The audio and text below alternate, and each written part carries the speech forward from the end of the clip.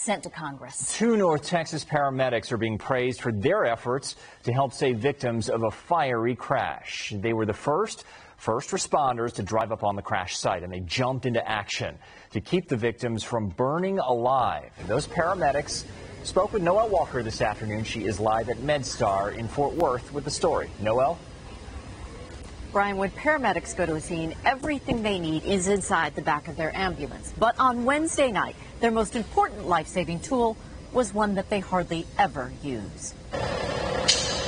Paramedics are part of the life-saving chain of emergency crews. Usually, they pick up where police and fire leave off. The accident must have just happened seconds before we got there. Miguel Brito and Ryan Bader were heading from the hospital to stage for calls. They didn't have to wait for a call.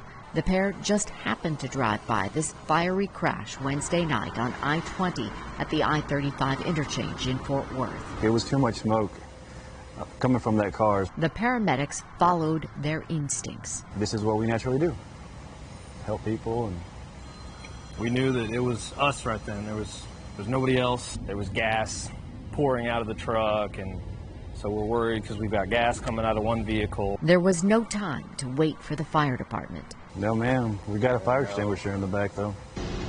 It did what it needed to do. Their boots are still marked with fire retardant. Miguel has cuts from glass after he risked his own life crawling into the burning vehicle to save the victims from burning alive. I mean, when I was in the vehicle, the smoke, I could barely see, barely breathe, but in my mind, I was not going to let the patient suffer what was about to happen. I don't believe the patient would have made it out of the vehicle.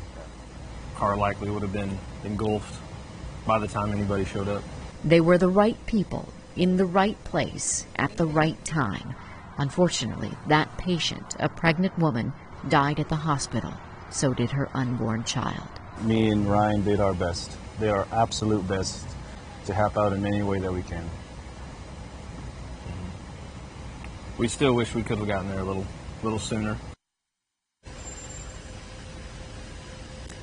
Now, those paramedics say there were other drivers who stopped to help those paramedics try to help those victims. There were 2 other patients who went to the hospital, one in critical condition, the other with minor injuries.